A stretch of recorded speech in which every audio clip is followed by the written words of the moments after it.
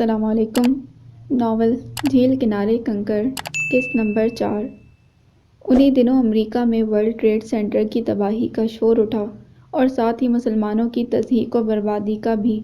کئی سال اپنا وطن چھوڑ کر اپنا تن من دھن امریکہ پر قربان کرنے والے پاکستانیوں کے ساتھ سپر پاور نے جو شرمناک سلوک کیا، اس کے بعد اسے اور اس کے پاپا کو کبھی امید تھی کہ اب پاکستان حکومت اور عوام ایران کی طرح امریکہ کے نام پر تھوکنا بھی پسند نہیں کریں گے، مگر اس کی حیرت کی انتہا نہ رہی جب وطن عزیز کے سالار نے صرف ایک ورلڈ ٹریڈ سینٹر کی خود ساختہ تباہی پر سپر پاور کا غصہ ٹھنڈا کرنے کے لیے خود کو ایک ایٹمی پاور کی حامل اسلامی مملکت کو بطور غلام اسی ملک کے سپرد کر دیا۔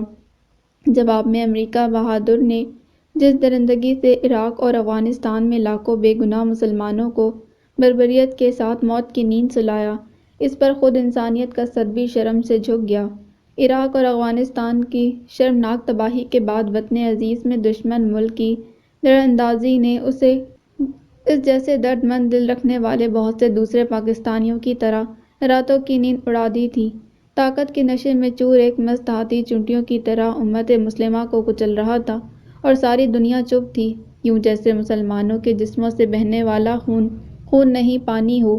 انہی دنوں جبکہ ان کا سیکنڈ ایئر بھی مکمل نہ ہوا تھا، ثانیہ کے پاپا ابراڈ شفٹ ہو گئے۔ ثانیہ نے اسے بتایا تھا کہ اس کی مما پاپا کی لو میرج تھی، جس کی وجہ سے وہ اپنے خاندان سے کٹ کر رہ گئے تھے۔ تنہائی، اکیلے پن اور اپنوں کی بے رخی نے انہیں دیار غیر شفٹ ہونے پر مجبور کیا تھا، مگر دیار غیر بھی انہیں راس نہیں آ سکا اور کچھ ہی عرصہ میں ان کی ڈیتھ ہو گئی۔ اسے یاد تھا ان دنوں اس کے پاپا بہت ملول رہا کرتے تھے، مگر وہ پھر بھی ان سے اپنے ناز اٹھوانا نہ بھولتی تھی۔ چھوٹی چھوٹی باتوں پر ناراض ہو کر منہ پھلا لینا اس کی عادت بن چکی تھی، مگر اس کے پاپا بنا اکتائے اس کے ناز اٹھاتے۔ وہ غصے میں گاڑی لے کر نکل جاتی تو پیچھے ان کی جان پر بن آتی۔ کالج سے فراغت کے بعد اس کے پاپا نے اسے مزید تعلیم کے لیے امریکہ بھجوا دیا۔ وہ امریکہ آنے کے حق میں نہیں تھی، نہ ہی اس کے پاپا یہ چاہتے تھے، مگر ثانیہ عباس تھی جس کے اصرار نے اسے امریکہ آنے اور وہاں امریکیوں کا مسلمانوں کے ساتھ غیر انسانی سلوک دیکھنے پر مجبور کیا۔ ان دنوں اسے گمان بھی نہیں تھا کہ اس کی زندگی کیا کروٹ لینے والی ہے۔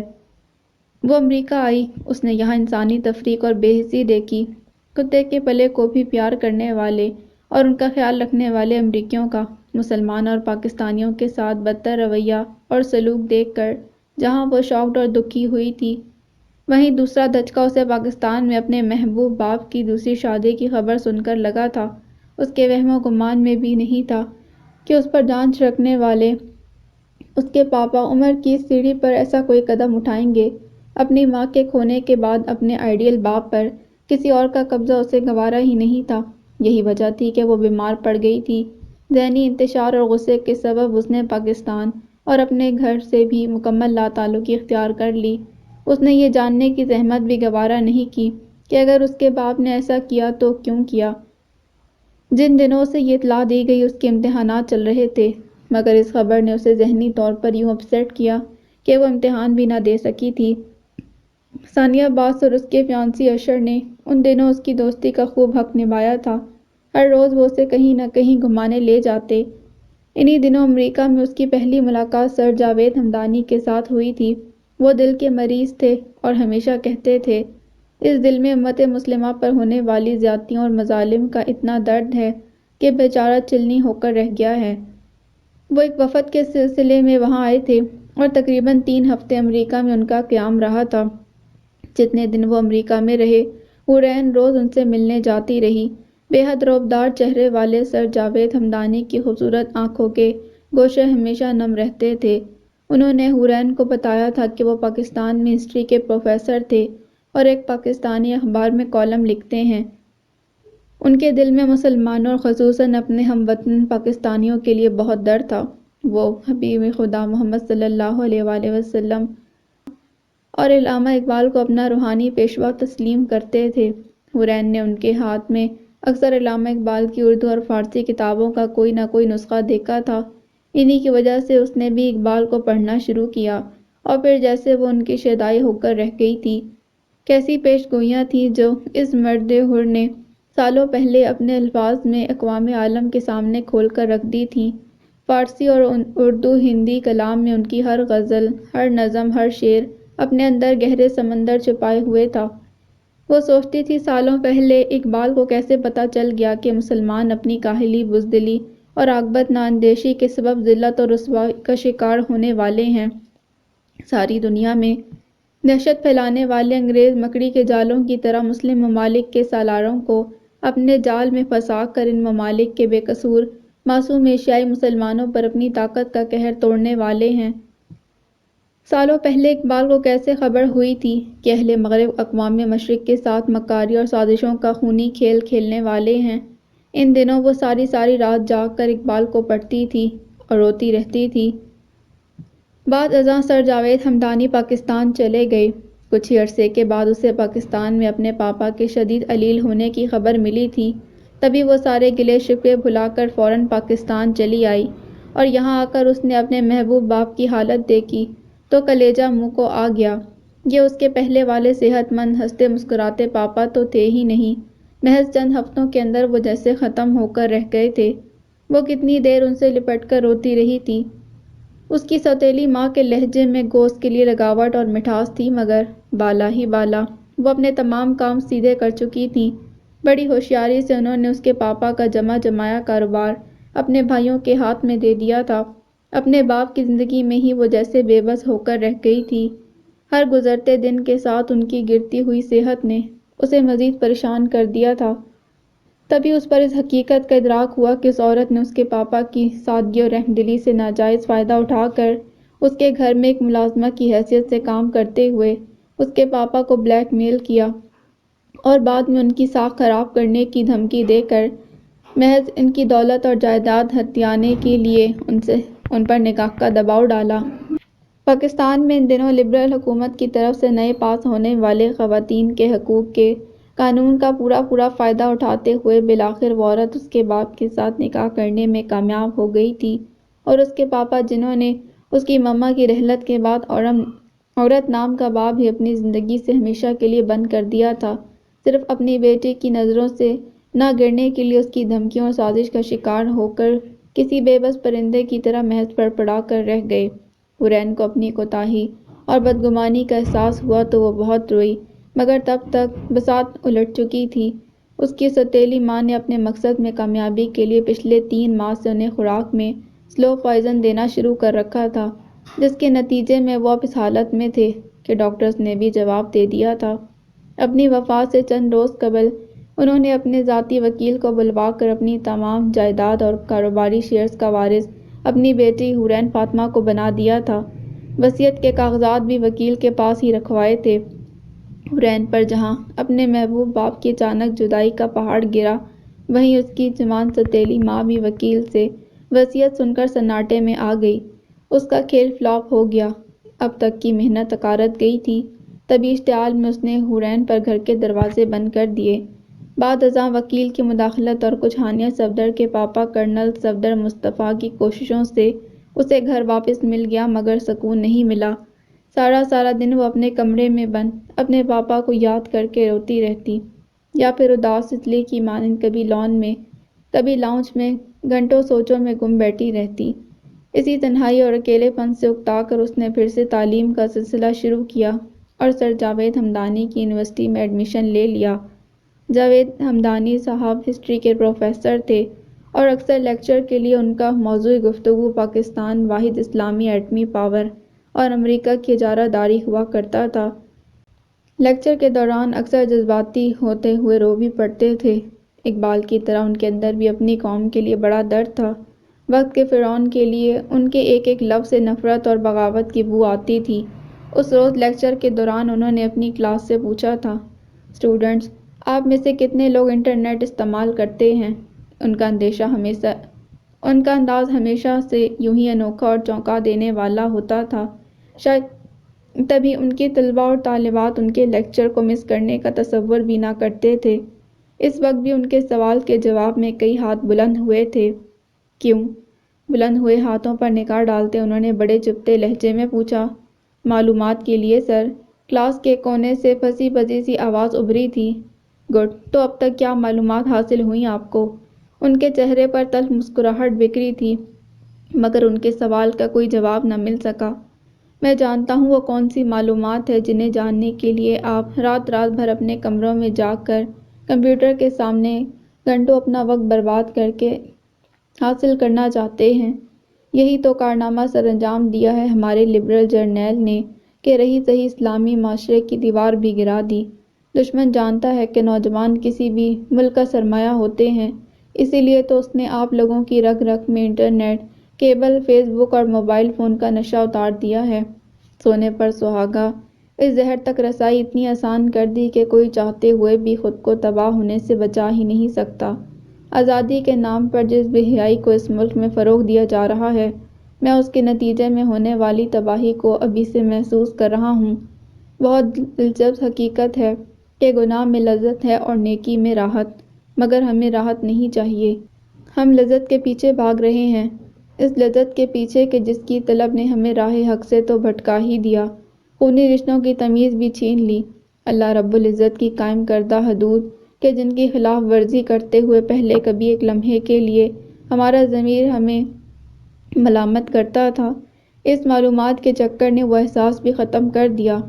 اب ماں، بہن، بیٹی ہو، ہمیں پتہ نہیں چلتا کہ وہ نفس کا گھوڑا بے لگام ہونے پر ہمارے ہاتھوں محفوظ رہ سکیں گی کہ نہیں۔ یہی دشمن کی بڑی کامیابی ہے۔ وہ وقت جو نماز اور قرآن کی تلاوت میں صرف ہونا چاہیے تھا، فیس بک اور موبائل میں لمبی لمبی کالوں کی نظر ہو کر برباد ہوتا محسوس ہی نہیں ہو رہا۔ ایسا نشہ چڑھتا جا رہا ہے گمراہی کا کہ ہمیں ملکوں کی تباہی کا کوئی احساس ہی نہیں۔ حکومت ہماری بربادی کے لیے کیسے کیسے لائے عمل ترتیب دے رہی ہے، یہ جاننے کی بھی فرصت نہیں۔ حسب معمول وہ جذباتی ہو گئے تھے، مگر ان کے طلباء و طالبات کو دوبارہ ان کی شکل دیکھنا بھی نصیب نہیں ہوئی۔ اسی ہفتے وہ ایک سوچی سمجھی سازش کے تحت گرفتار ہو کر امریکہ کے حوالے کر دیے گئے تھے۔ ان کے طلباء اور گھر والے ان کی اچانک گمشدگی سے پریشان تھے، مگر 4 ماہ تک انہیں ہوا ہی نہیں لگنے دی گئی کہ ان کے ساتھ کیا ہوا ہے۔ بہت دنوں کے بعد میڈیا کے تھرو انہیں اس بات کی خبر ملی تھی کہ جاوید صاحب کو ڈالرز کے عوض کالے پانیوں کی نذر کر دیا گیا ہے۔ اس خبر کے منظر عام پر آنے کے بعد ارین نے ایک مرتبہ پھر تعلیم کو خیر بات کہہ کر صحافت کی دنیا میں اپنے فرائض سر انجام دینے شروع کر دیے۔ وہ ہر صورت اپنے محبوب استاد کی رہائی چاہتی تھی، مگر ایسا نہیں ہو سکا تھا۔ ان دنوں وہ افغانستان کے شہر قندھار میں تھی جب اسے یہ خبر ملی کہ پاکستانی حکومت نے مساجد گرانے کے شرمناک اقدام کے بعد اسلام آباد میں موجود لال مسجد پر حملہ کر دیا ہے۔ وہ لال مسجد کہ جس سے منسلک جامعہ اور جامعہ فریدیہ کا شمار ملک کے بہترین مدارس میں ہوتا تھا، جہاں ہزاروں طلباء و طالبات زیر تعلیم تھے۔ 10 سال کے بچوں، یتیم بچوں اور غریب طلباء و طالبات کی بڑی تعداد جہاں زیور تعلیم سے آراستہ ہو رہی تھی، اسی لال مسجد پر تاریخ کے بدترین جرنیل نے اپنی ہی افواج کو سرحدوں سے بلا کر دعویٰ بول دیا تھا۔ صرف اپنے سامراجی خدا کی خوشنودی اور اطاعت کے لیے اس نے کچھ یوں بساط بچھائی کہ ملک کے عوام بھی ڈگمگا کر رہ گئے۔ صحیح کیا ہے اور غلط کیا ہے؟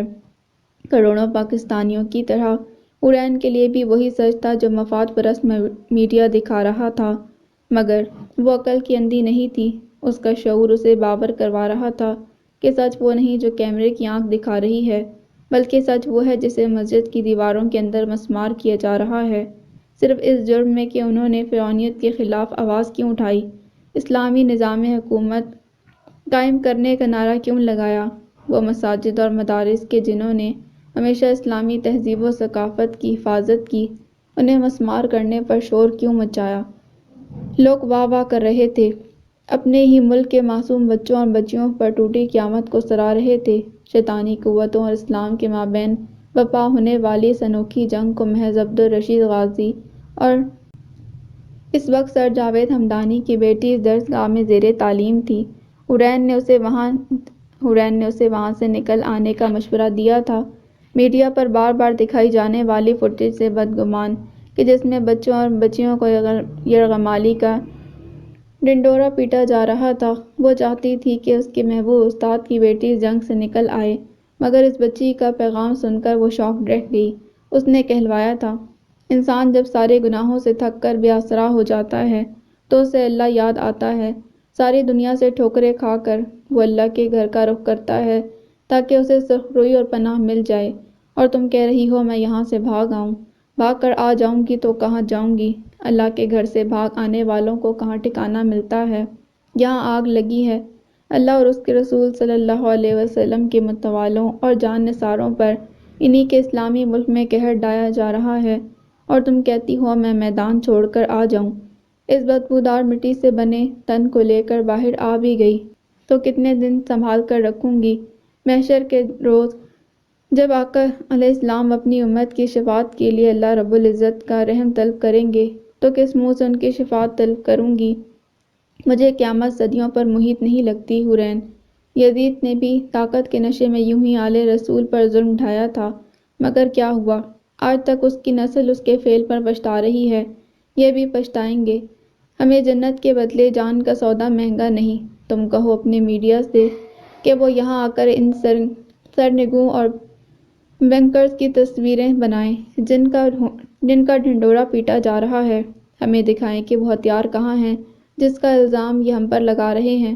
میں جانتی ہوں ہمیں کس جرم کی سزا دی جا رہی ہے، اور یہ بھی جانتی ہوں کہ ہمارے مرنے کے بعد یہاں اموات کو جائز قرار دینے کے لیے اسلحہ رکھوایا جائے گا، مگر تب کوئی اس کا پول کھولنے والا نہیں ہوگا۔ ہم نے اپنا معاملہ اپنے رب کے سپرد کر دیا، بے شک وہی انصاف کرنے والا ہے۔ ہم گولیوں سے چھلنی دیواروں پر جا بجا بکھرے قرآن پاک کے صفحات، ہمارے جسموں کے اڑتے چیتڑے یہ گواہی دیں گے کہ یہاں کیسا کربلا برپا کیا گیا۔ میں تمہیں آخری خط لکھوں گی حورین، مگر اس سے پہلے یہاں آؤ اور دیکھو یہ ننھی معصوم پریاں جن کے ہاتھوں میں ڈنڈے دکھا دکھا کر تمہارے میڈیا نے ہمیں رسوا کیا ہے۔ آ کر دیکھو کیسی سہمی بیٹھی ہیں۔ گولیوں کی تڑتڑاہٹ پر ہوا پانی خوراک گیس سے محرومی انہیں وقت کے غدیر کے سامنے نہیں جھکا سکی۔ جو سر صرف اللہ رب العزت کے سامنے جھکنا جانتے ہوں وہ پھر کبھی کسی نمرود، کسی فرعون، کسی یزید کے سامنے نہیں جھکتے۔ تم لوگ میڈیا پر صرف مولانا عبدالعزیز کے مسجد سے فرار کی فوٹیج پر گمراہ ہو سکتے ہو، مگر وقت کے فرعون کے سامنے اپنی بقا اور تشخص کے لیے دیوار بن کر کھڑے نہیں ہو سکتے۔ یہ جاننے کی کوشش نہیں کر سکتے کہ ہم نے خود مجبور کر کے عبدالعزیز صاحب کو باہر کیوں بھیجا۔ 17-18 سالہ اس بچی کے الفاظ نے اسے ساکت کر دیا تھا۔ جنگ ختم ہو چکی تھی۔ حق اور باطل کی جنگ میں بظاہر باطل نے طاقت کے بل پر حق کا گلا گھونٹ دیا تھا، مگر در حقیقت لوح محفوظ میں بدبختی اور پچھتاوے کا ایک اور باب ہمیشہ کے لیے درج ہو چکا تھا۔ وہ کوئی اسکالر نہیں تھی کہ اللہ اور اس کے پیارے رسول صلی اللہ علیہ وآلہ وسلم کے دین کی سرخروئی کے لیے کلمہ حق بلند کرتی اور بھٹکے ہوئے بدنصیب لوگوں کو راہ راست کی طرف لاتی۔ نہ ہی وہ کوئی مشہور اور معروف رائٹر تھی کہ اپنے قلم سے اپنے مسلمان ہونے کا حق ادا کرتی اور اپنی تحریروں کے ذریعے لوگوں کو حق اور سچ کی پہچان کرواتی۔ پھر بھی اس کا دل کٹ رہا تھا۔ نظر کے سامنے اس وقت جامع حفصہ کے متعلق ڈاکیومنٹری فلم چل رہی تھی۔ یہ سی ڈی اس کی خواہش پر اس کی ایک دوست نے اسے ارسال کی تھی۔ اسی کے ساتھ اسے اینی کا آخری خط بھی موصول ہوا تھا جو اس پری نے جامع حفصہ میں اپنی شہادت سے قبل اس کے نام تحریر کیا تھا۔ ڈاکیومنٹری فلم میں غیر مسلم جامع حفصہ اور جامع فریدیہ کو اندر سے دکھایا جا رہا تھا۔ بے حد نفاست کے ساتھ وہاں بہترین تعلیم اور طلبہ و طالبات کی ضروریات کی ہر شے موجود تھی۔ چھوٹی سی کینٹین جہاں نمکو، بسکٹ، جوس اور اسی طرح کی دوسری استعمال کی چیزیں دستیاب تھیں۔ طالبات کے لیے ایک بے حد نفیس چھوٹے سے کمرے میں رنگ برنگی چوڑیاں، ٹاپس، جویلری، پونیاں اور ایسی ہی دیگر اشیاء موجود تھیں۔ عبدالرشید غازی غیر مسلم وزٹر کو پوری عمارت دکھا رہے تھے۔ وہاں کوئی سرنگ، کوئی خفیہ تہخانہ یا اسلحہ وغیرہ نہیں تھا جس کا ان پر الزام لگایا جا رہا تھا۔ ایک بڑے سے ہال نما کمرے میں درجنوں طالبات قرآن پاک کھولے اس مقدس کتاب کی تلاوت کر رہی تھیں، بالکل چھوٹی چھوٹی معصوم بچیاں۔ ایک طرف شفاف حوض میں جامع فریدیہ کے معصوم صورت طلبہ نماز عصر کے لیے مل کر وضو کر رہے تھے۔ حورین کا دل کٹ کر رہ گیا۔ ایک غیر مسلم اس پاکیزہ درسگاہ کو کلیئر کر رہا تھا اور اس عمارت کے اندر رہنے والے معصوم لوگوں کی سچائی کو دنیا کے سامنے لا رہا تھا، جبکہ ایمان والے خود کو مسلمان کہلانے والے اللہ اور اس کے پیارے رسول صلی اللہ علیہ وآلہ وسلم کو ماننے والے محض چند ٹکوں کی خاطر ایک ظالم جرنیل کے حکم پر اپنا ایمان اور آخرت داؤ پر لگائے کھڑے تھے، بنا سچائی جانے اپنے ہی ملک کے معصوم باشندوں کا خون بہانے کو تل گئے تھے۔ قیامت بھلا اس سے بڑھ کر کیا ہونی تھی؟ نظر کے سامنے جامع حفصہ کی ایک بچی پکار پکار کر کہہ رہی تھی، اے اللہ، ہماری لاشیں تو گریں گی مگر مساجد قائم رہیں گی، ہمارے خون کی ندیاں تو بہیں گی مگر اسلام کی عظمت پر آنچ نہیں آنے دیں گے۔ اے اللہ، تو جانتا ہے ہمیں دھمکیاں دی جا رہی ہیں، رات دن ڈرایا جاتا ہے، ہم یہ کر دیں گے، ہم وہ کر دیں گے۔ اے مالک، ہم کچھ نہیں جانتے، ہمیں صرف اتنا پتہ ہے کہ ہم اپنی جانوں کے مالک تھے، جان لے کر تیرے راستے میں نکل آئے ہیں۔ اے اللہ، تیرے لیے اگر ہمیں اپنی جان بھی دینی پڑی تو ہم پیچھے نہیں ہٹیں گے، جانیں دے دیں گے۔ یا اللہ، تیرے دین کی سرخروئی چاہیے، حاکم الحاکمین، تیرے دین کی سرخروئی چاہیے، تو ہماری جانوں کو قبول کر لے، ہمارے بھائیوں کو جزائے خیر عطا کر۔ مساجد کی عظمت کی خاطر، قرآن کے تقدس کی خاطر، اسلامی نظام کی خاطر جان دینے کے فیصلے ہو چکے ہیں، وصیتیں لکھی جا چکی ہیں، کشتیاں جلائی جا چکی ہیں، واپسی کے تمام راستے مسدود ہو چکے ہیں، اب شریعت ہوگی یا شہادت ہوگی۔ اے اللہ، کبھی ہمیں کہا جاتا ہے کہ یہ بنیاد پرست ہیں، کبھی کہا جاتا ہے کہ جاہل ہیں، کبھی کہا جاتا ہے دہشت گرد ہیں۔ اے اللہ، ہم نے یہ سارے القابات تیری محبت میں قبول کر لیے۔ حورین کی آنکھیں بے درے آنسو لٹا رہی تھیں اور اس کا دل جیسے کٹا جا رہا تھا۔ وہ اگر مان بھی لیتی کہ وہ لوگ غلط تھے تو یہ کیسا طریقہ تھا غلط کو سدھارنے کا؟ جو سلوک کوئی غیر مسلم بھی نہیں کرتا، وہ سلوک اللہ اور اس کے رسول صلی اللہ علیہ وسلم پر ایمان رکھنے والے ایک بظاہر مسلم حکمران نے کر دیا۔ صرف ایک ورلڈ ٹریڈ سینٹر کی تباہی کا بدلہ لینے کے لیے سپر پاور نے 3 اسلامی ممالک ادھیڑ کر وہاں کروڑوں لوگوں کو کچل کر مسل کر رکھ دیا، جبکہ اس تباہی میں کسی بھی طور سے مسلمان ملوث نہیں تھے، پھر بھی ان کی زندگیوں کو تہس نہس کر دیا گیا، لاشوں کے ڈھیر لگا دیے گئے، نفرت کے سمندر میں ہر پاکستانی کو ڈبو ڈبو کر تباہ و برباد کر دیا گیا، اور یہاں جامع حفصہ کی تباہی پر سب یوں خاموش تماشائی بنے تھے جیسے یہ ان کا معاملہ ہی نہ ہو، جیسے مرنے والے وہ شہداء ان کے کچھ لگتے ہی نہ ہوں، جیسے قیامت کے روز انہیں نبی کریم صلی اللہ علیہ وآلہ وسلم کا سامنا ہی نہ کرنا ہو، ان کی شفاعت ہی نہ درکار ہو۔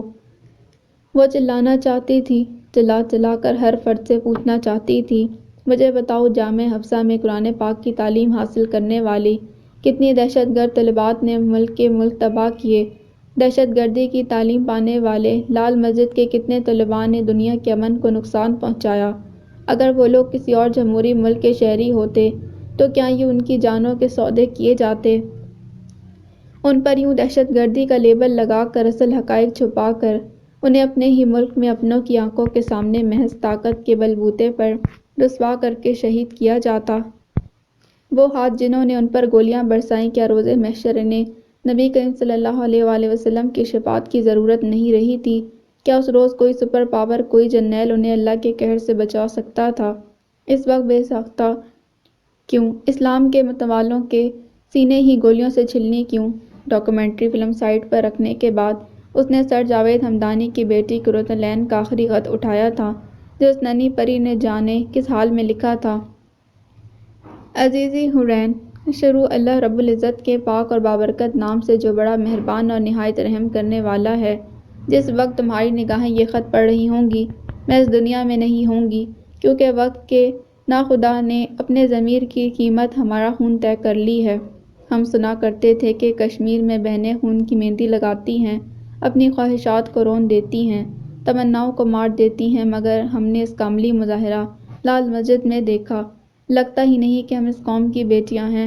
حورین، شاید تم ایک آندرے بہرنگ کو جانتی ہو، جو ایک کٹر عیسائی ہے، پیشہ ور قاتل ہے، جس نے خود درجنوں مسلمان طلباء و طالبات کے قتل کا اعتراف کیا، ساری دنیا کے سامنے تسلیم کیا کہ وہ دنیا بھر سے بالعموم اور یورپ سے بالخصوص مسلمانوں کا خاتمہ چاہتا ہے۔ اس کو کسی بھی مرحلے پر ایسی کارروائی کا موقع ملا تو وہ ہرگز ضائع نہیں کرے گا، مگر اس کے باوجود اسے قانونی پاگل قرار دے کر سزا سے مستثنیٰ کر دیا گیا۔ کیوں؟ ساری دنیا کی بھوک اور دولت کی ہوس ہمارے ہی حکمرانوں کو کیوں؟ ساری دنیا میں امن اور انسانیت کا ڈھنڈورا پیٹنے والے یہودیوں نے اب تک عراق، افغانستان اور پاکستان میں لاکھوں مسلمانوں کو موت کی نیند سلا دیا، مگر ان کے خلاف تو کسی نے کوئی جنگ، کوئی آپریشن نہیں کیا۔ کیوں؟ جس جنگ سے ہمارا کوئی واسطہ ہی نہیں، اسی جنگ کو ہم پر مسلط کر کے یہاں روز سینکڑوں پاکستانیوں کی زندگی کے چراغ بجھائے جاتے ہیں، مگر ان کا حساب لینے والا کوئی نہیں۔ تم بتاؤ حرین، ایسے حالات میں اللہ کے بندوں کے پاس سوائے جہاد کرنے کے اور کون سا راستہ باقی بچا رہتا ہے؟ کوئی مجھے بتائے کہ کیوں ہماری درسگاہوں کو ہمارا مقتل بنا دیا گیا؟ صرف اس لیے کہ ہم نے اللہ اور اس کے رسول محمد صلی اللہ علیہ وآلہ وسلم کی تعلیمات پر عمل پیرا ہونے کی بات کی تھی۔ یہ ہمیں کیوں کہہ رہے ہیں کہ باہر نکل لاؤ ورنہ مار دیے جاؤ گے؟ ہمیں یہاں سے نہیں جانا، کہیں بھی نہیں جانا، چاہے خاک میں ہی کیوں نہ مل جائیں۔ ہمیں مرنے کا افسوس نہیں حرین، صرف اس بات کا دکھ ہے کہ طاقت کے نشے میں چور ایک بدمست ہاتھی نے ساری قوم کو گمراہ کر کے ہم حفاظ قرآن پر بم برسائے اور ساری قوم دمساتے چپ چاپ تماشا دیکھتی رہی۔ نہ صرف تماشا دیکھتی رہی بلکہ اس بدمست ہاتھی کو شاباش بھی دیتی رہی۔ آخری دم تک ہمیں یہ گمان رہا کہ ہم سارے مسلمان بھائی ہیں اور کوئی مسلمان کسی دوسرے مسلمان کو قتل نہیں کر سکتا، مگر ہمیں کیا پتا کہ ملک پاکستان میں اسلام کے نفاذ کا نعرہ لگانا اب ایک جرم بن چکا ہے۔ مجھے بتایا گیا ہے کہ دنیا میں 196 ممالک ہیں، جن میں سے 58 مسلم ممالک ہیں۔ 6 ارب کے قریب انسانوں میں سے 1.5 ارب انسان مسلمان ہیں۔ دنیا کے معدنی ذخائر میں سے 75% کے مالک مسلمان ہیں۔ دنیا کی بہترین بندرگاہیں، گزرگاہیں، آبی اور زمینی ذخائر، فضائی راستے مسلمانوں کے پاس ہیں۔ سب سے اچھا محل وقوع مسلم ممالک کا ہے۔ تیل کے لبالب بھرے کنویں اور سونے کی کانیں ان کی ہیں۔ یہ زرخیز زمینوں، دریاؤں اور نہروں کے مالک ہیں۔ محنتی کسان ہیں، پسینہ بہانے والے مزدور ہیں، جان کی بازی لگانے والے فوجی ہیں، مذہب اور وطن کی خاطر کٹ کر مرنے والے جان باز ہیں، اعلیٰ دماغ ہیں، باصلاحیت ہیں۔ ان کا مذہب مکمل ضابطہ حیات ہے، سب کچھ ہے ان کے پاس۔ ہاں نہیں ہے تو دور اندیش، نڈر اور بہادر قیادت نہیں ہے۔ کوئی ایسا کپتان نہیں جو عالم اسلام کی ڈولتی ناؤ کو کنارے لگا دے۔ یہ سامراج اور یہودی پالیسی اگر یوں ہی اس ملک پر قابض رہی تو یہاں عبرت کے نشانوں کے سوا کچھ نہیں رہے گا۔ یہ لوگ کبھی کسی باصلاحیت شخصیت کو ہمارا رہنما نہیں بننے دیں گے۔ یہ عالمی طاقتیں ہم پر ایسے ہی ایمان اور ضمیر فروش لوگوں کو قابض رکھیں گی، یوں ہی نایاب ہیروز کو خرید کر اور باغی شہزادوں پر دہشت گردی کا الزام لگا کر انہیں عقوبت خانوں میں ڈالتی رہیں گی۔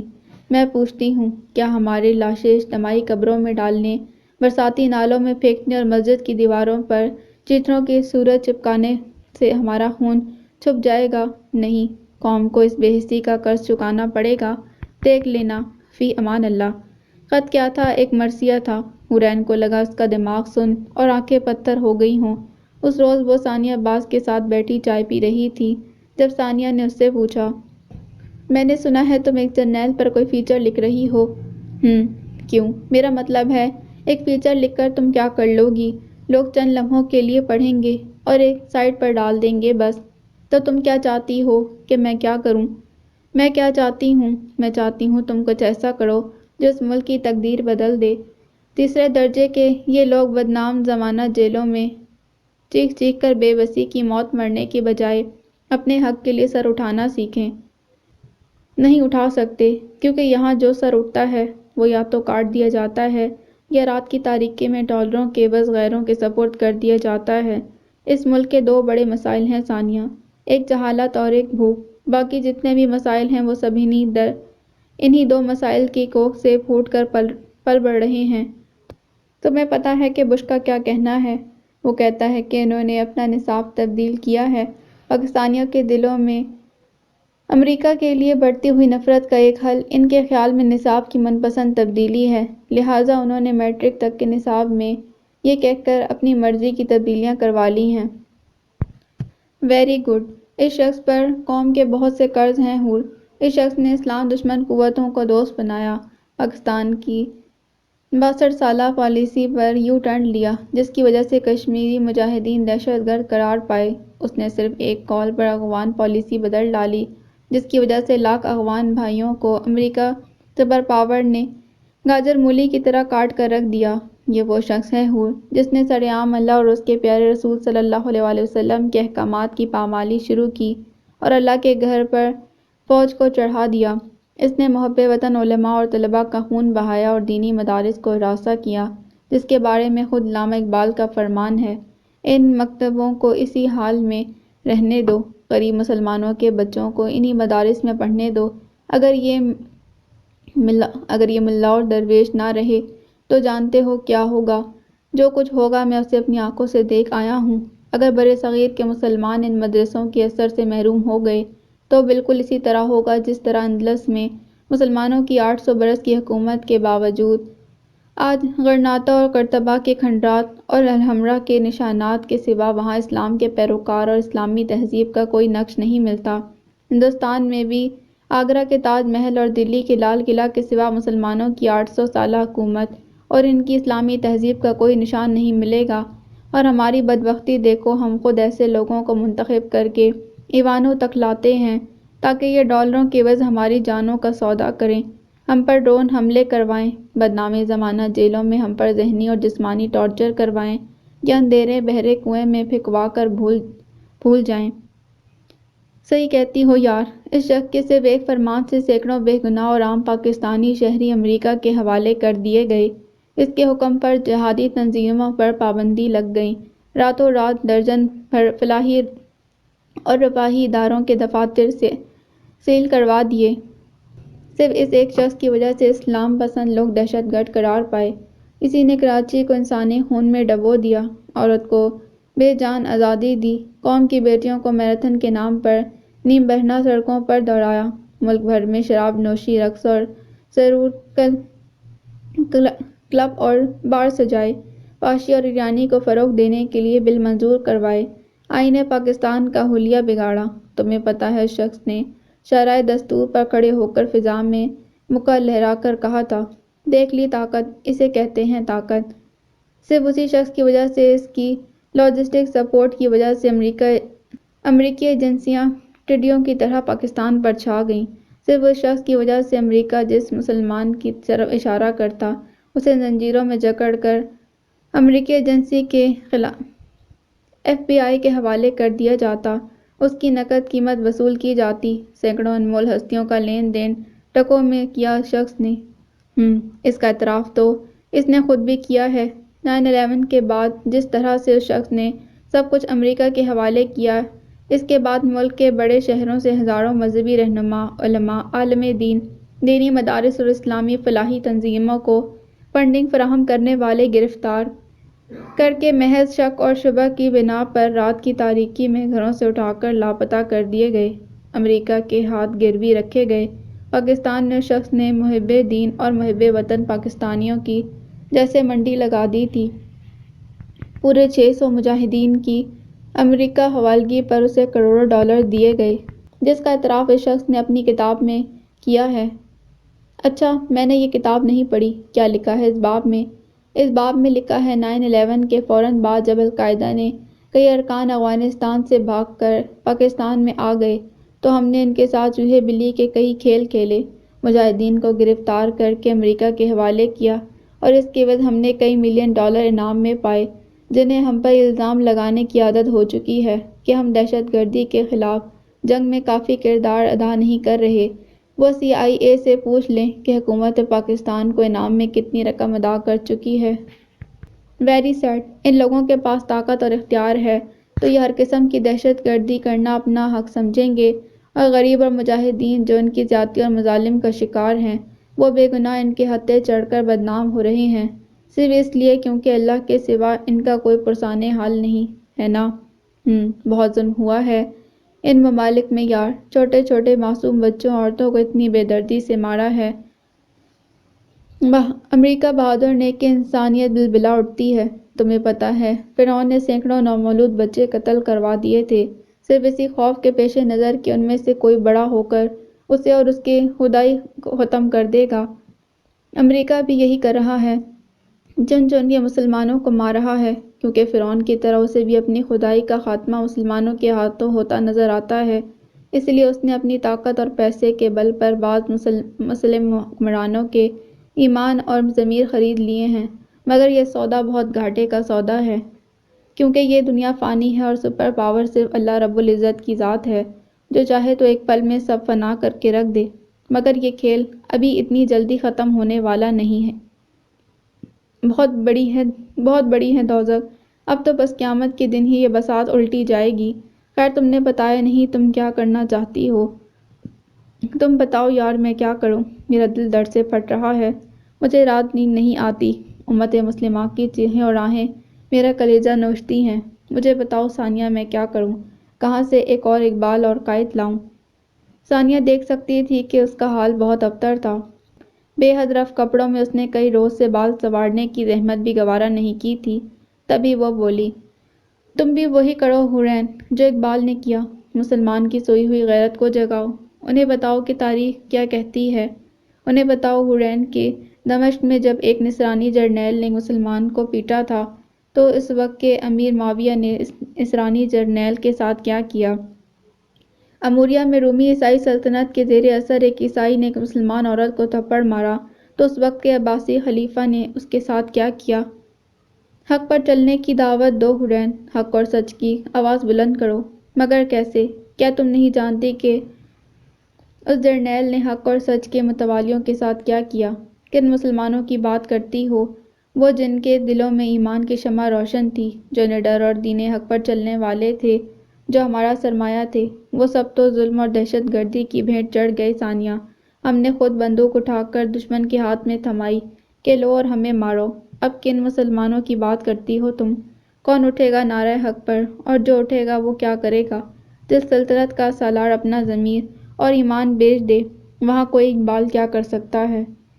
اقبال کا درد صرف کسی ایک علاقے کے لیے نہیں تھا، تم حوصلہ رکھو حورین، توحید اور ایمان کی شمع کبھی بجھائی نہیں جا سکتی، اسلام کی فطرت ہے، اسے جتنا دباؤ گے یہ اتنا ہی ابھرے گا، تم ساری دنیا کے لیے امن کا پیغام لے کر اٹھو اور چھا جاؤ۔ ثانیہ عباس نے اسے حوصلہ دیا اور وہ اپنے رب کا نام لے کر اٹھ کھڑی ہوئی، حق اور سچ کی صدا بلند کرنے کے لیے اس نے اپنا ایک علیحدہ اخبار بھی نکالا، جس کا مقصد صرف مسلمانوں کے خلاف ہونے والی سازشوں کا پردہ چاک کرنا اور ان کا دفاع کرنا تھا، اس کے ساتھ مسلمانوں کی سوئی ہوئی غیرت جگانا اور مسلم حکمرانوں کو ان کے فرائض مسمی سے بے پروائی پر شرم دلانا تھا، مگر یہ سلسلہ زیادہ دیر تک چل نہ سکا، ابھی 6 ماہ بھی نہ ہوئے تھے کہ ایک روز وہ اپنے ہی ملک میں دشمنوں کے ہتھے چڑھ گئی۔ اس کی سوتیلی ماں نے اس سے کہا تھا، کیا چاہتی ہو تم؟ اس ملک میں امن نہ رہے؟ اپنے سے 10 گنا بڑے ملک کو آنکھیں دکھا کر ہم یہاں اپنے اوپر کوئی صلیبی جنگ مسلط کر لیں، کیوں نہیں عزت اور سکون سے جیتی ہو تم؟ ایک بار کسی کی نگاہ میں آ گئیں تو عبرت بنا دیں گے یہ لوگ تمہاری زندگی کو، تم کیوں اپنے ساتھ ہمیں بھی لے کر ڈوب مرنا چاہتی ہو؟ مگر اس نے اپنی سوتیلی ماں کی کسی بھی بات کا کوئی جواب نہیں دیا۔ چپ چاپ ناشتہ کرنے کے بعد وہ ڈائننگ ٹیبل سے اٹھ گئی تھی، تاہم اس کی ماں کا کہا کارت نہیں گیا، قوم کو غفلت کی نیند سے جگانے کی بہت کڑی قیمت چکانی پڑی تھی اسے۔ موسم سرد ہو رہا تھا، گاڑی کی فرنٹ سیٹ پر بیٹھی وہ قریبی درختوں سے ہجرت کرتے پرندوں کو بغور دیکھ رہی تھی، جب اچانک ایک پولیس موبائل نے اس کا راستہ روک لیا۔ اس کے ڈرائیور نے قدرے حیرانی سے اس کی طرف دیکھا، جیسے وہ جاننے کی کوشش کر رہا ہو کہ پولیس موبائل نے اسے کیوں روکا ہے۔ باہر آؤ۔ گاڑی رکتے ہی پولیس کی ایک کرخت چہرے والی خاتون حورین کی سائیڈ پر آئی اور اس نے اپنے ہاتھ میں موٹے ڈنڈے سے اس کی طرف کا دروازہ بجایا تھا۔ وہ حیران و پریشان سی باہر نکل آئی۔ کیا مسئلہ ہے؟ چٹاخ! اس کی آنکھوں کی حیرانی کے جواب میں اس کے چہرے پر زوردار تھپڑ پڑا تھا۔ وہ شردر ہی تو رہ گئی۔ کیا بدتمیزی ہے یہ؟ جسٹ شٹ اپ یو بچ! اس بار جس شخص نے اسے تھپڑ مارا وہ مسلمان نہیں تھا۔ حورین اپنے ڈرائیور کے سامنے بنا کسی قصور کے ایسی انہونی پر کٹ کر رہ گئی، مگر اس سے پہلے کہ وہ مزید کچھ کہتی پولیس والوں نے انتہائی بے رحمی سے اسے کھینچتے اپنی موبائل کیب میں دھکیل دیا۔ وہ بھی چلانا ہی چاہتی تھی کہ اس کے ہونٹوں اور آنکھوں پر پٹی باندھ دی گئی، گلے میں اگلے ہی پل اس کے دونوں ہاتھ مروڑ کر اس کی پشت پر باندھ دیے گئے۔ حورین کے وہم و گمان میں بھی نہیں تھا کہ اس پر اچانک ایسی افطار ٹوٹ پڑے گی۔ شاید تبھی وہ گھبرا گئی تھی، مگر اسے تسلی تھی کہ یقیناً وہ لوگ کسی بھی بڑی غلط فہمی کا شکار ہو کر اس کے ساتھ یہ سب کر رہے ہیں۔ جیسے ہی انہیں اپنی غلط فہمی کا احساس ہوگا، وہ اس سے معذرت کرتے ہوئے اسے چھوڑ دیں گے، اور تب وہ ان لوگوں کے خلاف خوب احتجاج کرے گی۔ مگر اس کی نوبت نہیں آئی تھی۔ وہ ابھی معاملے کو سمجھنے کی کوشش کر رہی تھی جب اچانک کسی نے اس کا دوپٹہ نوچ کر دور پھینک دیا۔ اس کے ہاتھ بندھے ہوئے تھے، مگر پھر بھی اس نے احتجاج کی کوشش کی۔ جواب میں اس پر لاتوں، ٹھڈوں، گھوسوں اور مکوں کی بارش کر دی گئی۔ اسے سنبھلنے کا موقع بھی نہیں دیا گیا۔ وہ بے ہوش ہونے کے قریب تھی جب اس نے ان لوگوں کو انگریزی میں اسلام کے خلاف انتہائی واہیات بکواس کرتے ہوئے سنا۔ وہ لوگ مختلف جملوں میں پاکستان اور اسلام کے خلاف بول رہے تھے۔ حورین کا دماغ مکمل طور پر اندھیرے میں ڈوب گیا۔ جس وقت اسے ہوش آیا، اس کا سارا بدن درد کے شکنجے میں تھا۔ اسے اپنے ساتھ لانے والے انسانیت سے ماورا لوگ اب اسے گاڑی سے گھسیٹتے ہوئے نیچے اتار رہے تھے۔ اسے اب بھی معلوم نہ ہو سکا تھا کہ وہ کون لوگ ہیں اور اسے کہاں لائے ہیں۔ گاڑی سے اترتے ہوئے وہ ذرا سی لڑکھڑائی تھی جب انہوں نے زور سے اس کے سر پر بندوق کا بٹ دے مارا۔ حورین کو اپنا دماغ ایک مرتبہ پھر تاریکی میں ڈوبتا محسوس ہوا تھا۔ وہ لوگ اسے گھسیٹتے کسی عمارت کی طرف لے جا رہے تھے۔ اگلے کچھ ہی لمحوں میں انہوں نے اسے انتہائی بے دردی سے کمرے میں دھکیل دیا۔ حورین کے اعصاب پھر سے جواب دے گئے۔ رات کا جانے کون سا پہر تھا جب اس کی آنکھ دوبارہ کھلی۔ وہ جس عمارت میں تھی وہاں ہوکا عالم تھا، مگر وقفے وقفے سے کسی کے چیخنے اور کڑھانے کی آوازیں آ رہی تھیں۔ خود حورین کی آنکھ بھی کسی کے چیخنے پر کھلی تھی۔ کچھ ہی دیر میں اس کی سماعتوں نے ہولناک تشدد کی آوازیں سنی تھیں۔ حورین کا دل جیسے ساکت رہ گیا۔ جانے کیوں کسی انہونی کا احساس اسے بے چین کر رہا تھا۔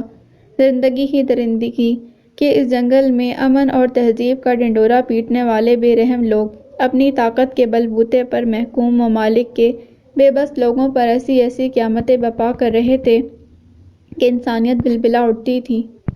بنا کسی آئین اور قانون کے وہاں صرف طاقت ہی کا بول بالا تھا، جہاں صرف طاقت کے بل بوتے پر سیاہ کو سفید، رات کو دن، جھوٹ کو سچ اور صحیح کو غلط کہلوایا جاتا تھا۔ حورین نے دیکھا، وہ ایک تاریک حجرے میں لا کر پھینکی گئی تھی۔ اس جگہ کے واحد حدود اور عربے سے اندازہ ہو رہا تھا کہ وہ اپنے ملک میں نہیں ہے۔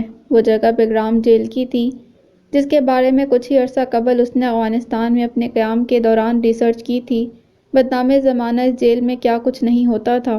مارے پیاس کے حورین کے گلے میں جیسے کانٹے اگ آئے تھے۔ پورے چہرے اور جسم پر شدید تکلیف کا احساس الگ رہنے پر مجبور کر رہا تھا۔ وہ نہیں جانتی تھی وہ کہاں ہے، مگر اس کا دل ضرور دھڑک دھڑک کر گواہی دے رہا تھا کہ وہ جہاں بھی ہے اس کے ساتھ بہت برا ہونے والا ہے۔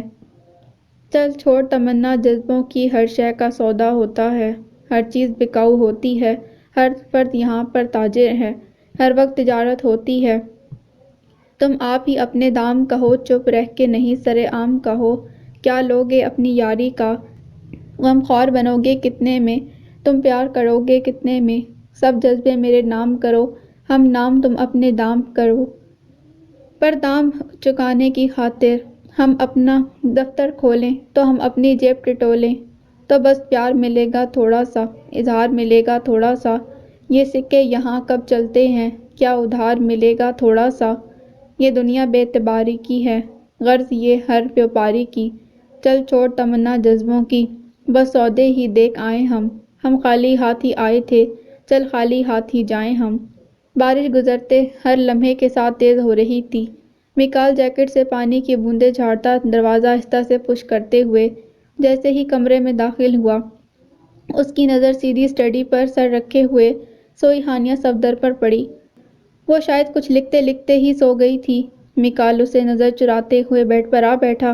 بھاری بوٹوں کو پیروں سے علیحدہ کر کے وہ اٹھا اور وارڈروب سے اپنا سوٹ لے کر واش روم میں گھس گیا۔ تقریباً 20 منٹ بعد وہ فریش ہو کر دوبارہ کمرے میں آیا تو ہانیہ قلم ہاتھ میں پکڑے اسی پوزیشن میں سو رہی تھی، ڈارک بلیو سوٹ میں ملبوس، سلکی بالوں کو کیچر میں مکیت کیے، بنا کسی میک اپ کے بھی وہ اس وقت بے حد خوبصورت دکھائی دے رہی تھی۔ اس کا کندھے پر پڑا سلکی دوپٹہ زمین کو چھو رہا تھا۔ میکال نے قریب آ کر وہ صفحہ اس کی گرفت سے نکال لیا جس پر کچھ دیر پہلے وہ لکھ رہی تھی۔ میرا خیال ہے محبت ایک خوبصورت تتلی ہے جس کے ہزاروں رنگ کسی بھی دل کو اپنی طرف متوجہ کر لیتے ہیں، مگر ہم انسان جب اس تتلی کو مٹھی میں بھرنے کی کوشش کرتے ہیں تو اس کے رنگ جذب کرنے والے کی مٹھی میں ہی رہ جاتے ہیں اور محبت مر جاتی ہے۔ کتنی خوبصورت بات اس نے کس سلیقے سے لکھی تھی، وہ اس کا درد سمجھ سکتا تھا۔ تبھی صفا وہیں میز پر احتیاط سے رکھتے ہوئے وہ کمپیوٹر کے سامنے آ کر بیٹھ گیا۔ باہر بادل کی گرج سے اچانک ہانیہ کی آنکھ کھلی تھی۔ سلکی بال سمیٹتے وہ کرسی سے اٹھی تو میکال کو کمرے میں موجود پا کر ٹھٹک گئی۔ السلام علیکم۔ دوپٹہ سلیقے سے اوڑھتے وہ قریب آئی تھی۔ وعلیکم السلام۔ اس کے قریب آ کر بیٹھنے پر بادل ناخواستہ اس نے سلام کا جواب دیا تھا۔ آج صبح ہونے سے پہلے گھر آ گئے؟ خیریت؟ وہ اس سے فرینک ہونے کے لیے پوچھ رہی تھی، مگر میکال نے اس بار اس کے سوال کا جواب نہیں دیا۔ اس کا چہرہ بے حد سپاٹ تھا۔ ہانیہ کو بے ساختہ شدید حدت کا احساس ہوا، مگر پھر بھی وہ مسکرائی تھی۔ میکال، کیا ہم اچھے دوست نہیں بن سکتے؟ کیوں؟ نہال کی دوستی کم پڑ گئی ہے؟ تیزی سے کی بورڈ پر انگلیاں چلاتے اس نے بھرپور تن سے پوچھا تھا۔ وہ محسوس ہی نہ کر سکی۔ نہیں، بے شک وہ میرا بہت اچھا دوست ہے، بہترین دوست ہے اور ہمیشہ رہے گا، مگر آپ کی اور بات ہے میکال۔ آپ میرے شوہر ہیں، میری زندگی کے ساتھی۔ میں آپ کے ہر دکھ اور سکھ کی ہمسفر ہوں اور میرے خیال میں ہر بیوی کو اپنے شوہر کی بہترین دوست ہونا چاہیے، مگر میں تمہارے ساتھ زندگی نہیں گزارنا چاہتا۔ پل میں مشتعل ہوتے ہوئے وہ اپنی جگہ سے اٹھا اور کھڑکی کے قریب چلا آیا، جہاں سے ٹھنڈی ہوا کے جھونکے کمرے کی خنکی میں اضافہ کر رہے تھے۔ ہانیہ کو لگا میکال نے اس کے منہ پر زور کا تماچا دے مارا ہو۔ کتنے ہی لمحوں تک وہ چپ ہی رہی، پھر میکال کے سگریٹ سلگانے پر وہ اٹھ کر اس کے قریب چلی آئی۔ آپ کو کیوں لگتا ہے میکال کہ میں آپ کی ذات پر بوجھ ہوں؟ میرا اللہ گواہ ہے، میرے لیے یہ گھر، یہ کمرہ، یہ بیڈ، آپ کی ذات سب عائشہ جی کی امانت ہے۔ میں یہ ہرگز نہیں چاہتی کہ آپ مجھے ان کی جگہ دیں، مگر میرے توسط سے اگر آپ ان کو پا لیں تو کیا برا ہے؟ میں وعدہ کرتی ہوں آپ سے، میں انہیں آپ کی زندگی میں واپس لاؤں گی، لیکن جب تک ایسا نہیں ہوتا تب تک آپ کو میرا وجود برداشت کرنا پڑے گا۔ میں وعدہ کرتی ہوں میں آپ سے اپنا کوئی حق طلب نہیں کروں گی۔ ہم اس کمرے میں دو اجنبی لوگوں کی طرح ہی اپنا وقت گزاریں گے، مگر اس کمرے کی حدود کے باہر آپ کو میرا بھرم رکھنا ہوگا، تاکہ 1 یا 2 سال بعد جب میں آپ کے گھر والوں کو آپ کی دوسری شادی کے لیے مناؤں تو آپ کے کردار پر کوئی حرف نہ آئے۔ تمہیں میرے لیے کسی بھی قسم کی قربانی دے کر مجھ پر احسان کرنے کی ضرورت نہیں ہے، سمجھی؟ دوسری شادی میرا حق ہے اور میں جب چاہوں یہ حق استعمال کر سکتا ہوں، کسی کی مجال نہیں کہ مجھے روکے۔ اس کے نرم لہجے پر بھی وہ بھڑکا تھا۔ ہانیہ کی آنکھوں میں ایک دم سے نمی آ گئی۔ بے شک آپ ایسا کر سکتے ہیں، مگر جب تک ایسا نہیں ہوتا تب تک تو ہم اچھے دوستوں کی طرح رہ ہی سکتے ہیں نا، پلیز؟ سر جھکاتے ہوئے نم لہجے میں کہتی وہ بے حد آزردہ لگ رہی تھی۔ میکال بنا اس پر نگاہ ڈالے بیزاری سے پلٹ گیا۔ اگلے روز بیدار ہونے کے بعد وہ شاور لے کر نکلا تھا، جب اس نے دیکھا کہ نہال اس کے کمرے میں موجود فریج سے ٹھنڈے پانی کی بوتل نکال کر ہانیہ پر انڈیل رہا تھا اور وہ بچاؤ کی کوشش کرتی اس کے ساتھ الجھ رہی تھی۔ ہنستا کھلکھلاتا نہال اس کے دونوں ہاتھ قابو میں کیے اسے منہ چڑھا رہا تھا۔ وہ سرخ چہرے کے ساتھ نظر انداز کرتا آئینے کے سامنے جا کھڑا ہوا۔ میکال، میں آپ کی مدد کروں؟ نہال سے بازو چھڑاتے ہوئے فوراً میکال کی طرف لپکی، جبکہ وہ بے نیازی سے تقریباً اڑاتے ہوئے بولا، کوئی ضرورت نہیں۔ وہ اس کا لہجہ پہچان گئی تھی۔ تبھی نہال کے سامنے مزید بے عزت ہونے سے بچنے کے لیے کمرے سے نکل آئی۔ کچن میں اینا بھابھی، مائرہ اور سارا ناشتہ تیار کرنے میں مصروف تھیں۔ وہ بھی ان کا ہاتھ بٹانا چاہتی تھی کہ نہال اس کے سر پر آ کھڑا ہوا۔ ہانی، مجھے تم سے ضروری بات کرنی ہے، میرے ساتھ آؤ پلیز۔ میکال سیڑھیوں پر تھا جب اس نے نہال کے یہ الفاظ سنے۔ ہانیہ نے جواب نہیں دیا، مگر اینا بھابھی ضرور بولی تھیں، نہال، ہانیہ اب میکال کی بیوی اور تمہاری بھابھی ہے، تمیز سے بات کیا کرو۔ تمیز مائی فوڈ، ہانیہ میری دوست تھی اور رہے گی۔ کتنا واضح جواب تھا اس کا۔ میکال جو ناشتے کے لیے بیٹھ چکا تھا، بریڈ کا ایک بائٹ لیتے ہی اٹھ کھڑا ہوا۔ مجھے آفس کے لیے دیر ہو رہی ہے، چلتا ہوں، خدا حافظ۔ اس کا چہرہ تن گیا تھا۔ مسز ہڈسن بنا کچھ کہے خاموشی سے اسے دیکھتی رہیں اور وہ تیز قدم اٹھاتا ڈائننگ ہال سے نکل گیا۔ اس کے سر میں اس وقت شدید درد ہو رہا تھا۔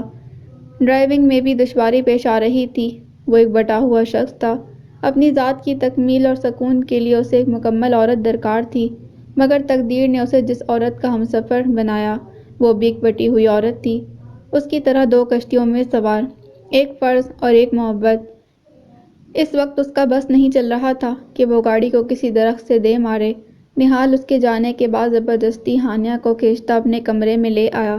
سچ سچ بتاؤ ہانی، میکال بھیا کا رویہ تمہارے ساتھ کیسا ہے پلیز؟ ہانیہ دیکھ سکتی تھی وہ اس کے معاملے میں بہت حساس ہے، تبھی لبوں پر مسکراہٹ پھیلائے ہوئے ہنس کر بولی، بہت اچھا ہے، بے حد کیئرنگ۔ جھوٹ؟ اسے جیسے یقین ہی نہ آیا۔ جھوٹ کیوں؟ میرے چہرے پر جھوٹ لکھا نظر آ رہا ہے تمہیں؟ صرف اپنا بھرم رکھنے کے لیے اس نے چہرے پر مصنوعی غصہ طاری کیا تھا۔ نہال سر جھٹک کر رہ گیا۔ وہ اپسیٹ ہیں نہال، ایک شخص جسے آپ بہت چاہتے ہیں، مگر وہ آپ کی دسترس سے دور کسی اور کے حصار میں تکلیف دہ زندگی گزار رہا ہو تو آپ چاہتے ہوئے بھی خود کو نارمل نہیں رکھ سکتے۔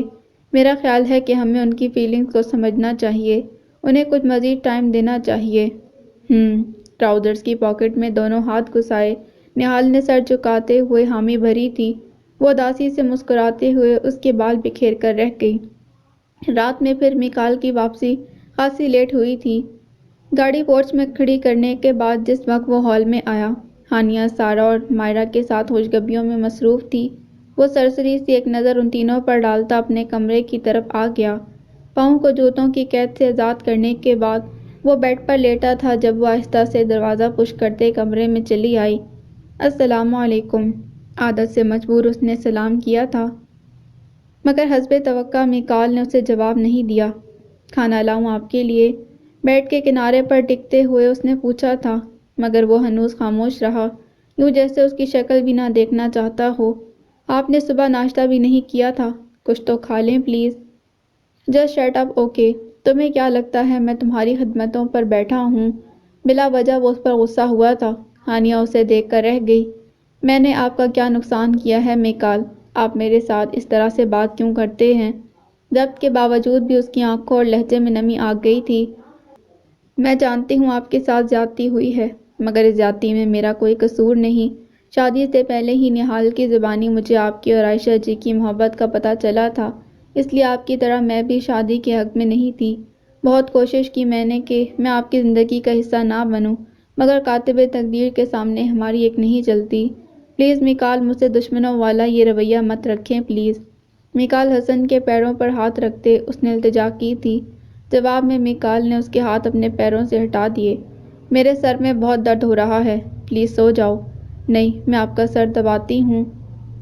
آنسو پوچھ کر میکال کے منع کرنے کے باوجود وہ اپنے نرم ہاتھوں سے اس کا سر دبانے لگی۔ میکال کو اس کے ہاتھوں کی نرماہٹ سے عجیب سے سکون کا احساس ہوا۔ اس کی پلکیں خود بخود بند ہونے لگی تھیں جب وہ بولی، میں عائشہ جی سے مل کر ان سے دوستی کرنا چاہتی ہوں میکال۔ میں چاہتی ہوں وہ یہاں آئیں، آپ سے ملیں، زندگی کو انجوائے کریں۔ مگر میکال سو چکا تھا۔ ہانیہ ساری رات بیڈ کی پشت سے ٹیک لگائے اس کے سرہانے بیٹھی رہی تھی۔ اگلے ایک ہفتے میں اس کی عائشہ برہان سے دعا سلام ہو گئی۔ پہلی بار جب اس نے اسے بتایا کہ وہ میکال کی بیوی ہے تو وہ ساکت رہ گئی تھی۔ بھلا کوئی بیوی اتنی اعلیٰ ظرف کیسے ہو سکتی تھی کہ اپنے شوہر کی محبوبہ سے دوستی کرے، اسے اپنے گھر آنے کی دعوت دے۔ اس روز مسز حسن کو بتا کر وہ مارکیٹ آئی تھی، مقصد صرف عائشہ سے ملنا تھا۔ مختصر سی شاپنگ کے بعد وہ دونوں ریسٹورنٹ میں بیٹھی تھیں جب اس نے میکال کو کال کی اور کسی میٹنگ میں وہ مصروف تھا، مگر پھر بھی اس نے اس کی کال پک کر لی۔ میکال، آپ مصروف نہیں ہیں تو مارکیٹ آ سکتے ہیں۔ کیوں؟ میں آج مارکیٹ آئی تھی۔ سوری، مجھے ابھی ایک ضروری میٹنگ اٹینڈ کرنی ہے، میں نہیں آ سکتا۔ اس کی پوری بات سنے بغیر اس نے صاف انکار کر دیا۔ لیکن میرے ساتھ عائشہ جی بھی ہیں، ٹھیک ہے میں آتا ہوں ابھی، تم جہاں ہو میسج کر دو، خدا حافظ۔ ایک مرتبہ پھر رکے لہجے میں اس کی بات سنے بغیر اس نے کال کاٹ دی تھی۔ ہانیہ کو لگا جیسے کسی نے اس کا دل چیر کر رکھ دیا ہو۔ کاش اس کے پاپا نے بھی اس کی ماما سے اتنی ہی محبت کی ہوتی جتنی میکال حسن نے عائشہ برہان سے کی تھی۔ آنکھوں میں ہلکی سی نمی کے باوجود وہ مسکرائی تھی۔ وہ آ رہے ہیں، پلیز آپ ان سے ٹھیک سے ملیے گا، وہ آپ کو لے کر بہت پریشان ہیں۔ کتنی التجا کے ساتھ اس سے وہ کہہ رہی تھی۔ عائشہ کو یقین نہیں آ رہا تھا کہ کیا کوئی بیوی اتنا بڑا دل اور ظرف بھی رکھ سکتی تھی۔ یہ سب ٹھیک نہیں ہے مسز ہانیہ، آپ کو ایسا نہیں کرنا چاہیے۔ میں سمجھتی ہوں مجھے ایسا نہیں کرنا چاہیے، مگر میں کیا کروں، میرے شوہر کی خوشی آپ کی ذات میں ہے۔ Excuse me. اس کے موبائل پر بیپ ہوئی تھی۔ کال مسز حسن کی طرف سے تھی۔ تبھی وہ عائشہ سے معذرت کرتی اٹھ کر سائڈ پر آ گئی۔ جی ماما، بیٹا آپ کے گھر والے آئے ہیں آپ سے ملنے، آپ فوری گھر آ جاؤ۔ سوری ماما، میں ابھی گھر نہیں آ سکتی، شام تک آ سکوں گی۔ آپ میری طرف سے انہیں پوچھ لیجئے گا، عزا طرف لہجے میں کہہ کر اس نے فوراً کال کاٹ دی تھی۔ وہ جنگ جو زندگی نے اس پر مسلط کر دی تھی، اس جنگ میں آخری سانس تک اسے فائٹ تو کرنی ہی تھی۔ میکال آ گیا تھا۔ عائشہ برہان کو دیکھتے ہی اس شخص کی آنکھوں میں اتنے خوبصورت رنگ اترے تھے کہ وہ حیران رہ گئی تھی۔ وہ شخص جو اس کے سامنے صرف نفرت اور بیزاری کی علامت بنا رہتا تھا، اسی میکال حسن کو اس لمحے اس نے محبت کے چشمے میں ڈھلتے دیکھا تھا۔ وہ عائشہ برہان کے سامنے بیٹھی تھی، مگر اس شخص نے اس پر ایک نگاہ غلط ڈالنا بھی گوارا نہیں کیا۔ ٹیبل پر بیٹھتے ہی اس نے عائشہ برہان کا ہاتھ تھاما تھا۔ کیسی ہو عائش؟ کیسی بے قراری اور تڑپ تھی اس کے لہجے میں۔ ہانیہ اپنے نظر انداز کیے جانے پر گنگ بیٹھی رہ گئی۔ ٹھیک ہوں، تم کیسے ہو؟ عائشہ برہان نے اس کی موجودگی کا لحاظ کرتے ہوئے اپنا ہاتھ اس کی گرفت سے نکال لیا تھا۔ تبھی وہ عائشہ کا جواب دینے کی بجائے اس کی طرف مڑا۔ تم گھر جاؤ ہانیہ پلیز۔ اسے گمان نہیں تھا کہ وہ اس سے کچھ ایسا بھی کہہ سکتا ہے۔ تبھی وہ حیرانی سے اسے دیکھتی رہ گئی۔ تم نے سنا نہیں میں نے کیا کہا ہے؟ جاؤ یہاں سے۔ 2 منٹ کے بعد ہی اس کی خاموشی پر وہ تپ اٹھا تھا۔ تبھی وہ عائشہ برہان کے سامنے اپنی بے عزتی پر شدید دکھی ہوتی وہاں سے اٹھ آئی تھی۔ اس کے جانے کے بعد عائشہ نے میکال سے کہا تھا، یہ سب کیا ہے میکال؟ میری محبت، جواب میں اس نے اس کے دونوں ہاتھ تھام لیے تھے۔ نہیں یہ محبت نہیں ہے، میں سوچ بھی نہیں سکتی تھی کہ تم جیسا نرم مزاج، خوش گفتار ایک آئیڈیل شخص اپنی بیوی کے ساتھ ایسا جاہلانہ رویہ بھی رکھ سکتا ہے۔ کیا قصور ہے اس لڑکی کا بولو؟ اس کا قصور یہ ہے عائش کہ یہ میری زندگی میں میری مرضی کے خلاف زبردستی آئی، اور اس کا دوسرا قصور یہ ہے کہ ایک منافق لڑکی ہے۔ بے شک وہ میری بیوی ہے، مگر محبت نہال سے کرتی ہے، میرے چھوٹے بھائی سے۔ نہیں میں نہیں مانتی۔ نہ مانو، تمہارے ماننے یا نہ ماننے سے کیا ہو جائے گا؟ بے نیازی سے کہتے اب وہ اس کے ہاتھ سے لا رہا تھا۔ عائشہ نے چپکے سے اپنے ہاتھ اس کی گرفت سے نکال لیے۔ بہرحال حقیقت خواہ کچھ بھی ہو، مگر یہ ٹھیک نہیں میکال، میں نہیں چاہتی کہ تمہاری مجھ سے محبت میری جیسی کسی دوسری لڑکی کی آنکھوں میں آنسو کا باعث بنے۔ کوئی میرے جیسا دوسرا محبت سے نفرت کرے اور میرے مرنے کی دعائیں مانگے۔ کیا بکواس ہے عائشہ، ایسا کچھ بھی نہیں ہے۔ نہیں تم نہیں جانتے میکال، عورت بڑے سے بڑا دکھ برداشت کر سکتی ہے، بڑے سے بڑا نقصان سہ سکتی ہے، مگر ایک بیوی کی حیثیت سے اپنے شوہر کی تقسیم برداشت نہیں کر سکتی۔ ہانیہ واقعی بہت اچھی لڑکی ہے، کچھ تو ایسا ہوگا اس میں جو خدا نے میری جگہ اسے تمہارا ہمسفر بنایا۔ مگر عائش، اگر مگر کو چھوڑ دو میکال، بس اتنا یاد رکھو قدرت کو ہمارا ملاپ منظور نہیں تھا۔ اگر ہوتا تو اس وقت ہانیہ صفدر کی جگہ عائشہ برہان تمہاری بیوی ہوتی۔ میرا دل ٹوٹا اور اجڑا ہے میکال، اس لیے دل ٹوٹنے اور اجڑنے کی تکلیف کیا ہوتی ہے میں اچھی طرح سے سمجھ سکتی ہوں۔ میکال حسن کی بات کاٹتے وہ از حد آزردہ لہجے میں بولی تھی۔ وہ خاموشی سے اسے دیکھے گیا۔ ہانیہ صفدر کا حق ہے کہ تم اس کا خیال رکھو اور اس سے محبت کرو۔ اگر وہ شکستہ دل ہے تو تم اپنی محبت سے اس کے زخموں پر پاہے رکھو، اسے زندگی کی طرف لاؤ۔ جہاں تک میری زندگی کا سوال ہے تو میں اپنی لائف سے مطمئن ہوں۔ میں نے تمہیں شاید بتایا تھا کہ میرا دیور عریج ایبراڈ سے مستقل پاکستان آ گیا ہے۔ وہ میرا بہت خیال رکھتا ہے۔ میں اپنی قربانی پر خاک پڑنے نہیں دے سکتی میکال، اسی لیے آج آخری بار تم سے استدعا کر رہی ہوں، پلیز مجھ سے فون پر بھی رابطہ مت رکھنا۔ میں نہیں چاہتی کہ میرے سسرال میں کسی کو مجھ پر انگلی اٹھانے کا موقع ملے۔ نظریں جھکائے قدرے بدلے ہوئے لہجے میں وہ اسے استدعا کر رہی تھی۔ میکال آزردہ سا اسے دیکھتا رہ گیا۔ تبھی کوئی ان کی ٹیبل کے قریب آیا۔ Excuse me. عائشہ اور میکال نے ایک ساتھ سر اوپر اٹھا کر دیکھا، اور پھر جیسے عائشہ کے چہرے کا رنگ ایک دم سے اڑ گیا۔ عریج آپ؟ فوراً سے بیشتر وہ اپنی سیٹ سے کھڑی ہوئی تھی۔ جی، ایک دوست کے ساتھ ڈنر کا پروگرام تھا، وہ ابھی پہنچا نہیں، تبھی آپ پر نظر پڑ گئی تو اس طرف آ گیا۔ بنا اس سے کوئی وضاحت طلب کیے وہ عام لہجے میں روانی سے اسے بتا رہا تھا۔ عائشہ سے نظریں اٹھانا موت ہو گیا۔ یہ میکال صاحب ہیں۔ شادی سے پہلے انہی کی کمپنی میں جاب کرتی تھی۔ اتنے دنوں بعد اچانک مارکیٹ میں ملے تو کھانے کے لیے اصرار کرنے لگے۔ میں بس ابھی اٹھنے ہی والی تھی۔ وہ ایک دم سے اتنی گھبرائی کہ میکال بھی اسے دیکھتا رہ گیا۔ جانے کیوں اس لمحے اسے عائشہ برہان کی گھبراہٹ اور تعارف پسند نہیں آیا۔ عریض سے مسافے کے بعد وہ گہری نگاہوں سے اسے دیکھتا وہاں سے اٹھ آیا تھا، جبکہ عریض ایک نظر اسے دیکھنے کے بعد عائشہ برہان کے گھبرائے چہرے پر نظر ڈالتا اسے اپنے پیچھے آنے کا کہہ کر ہوٹل سے نکل گیا۔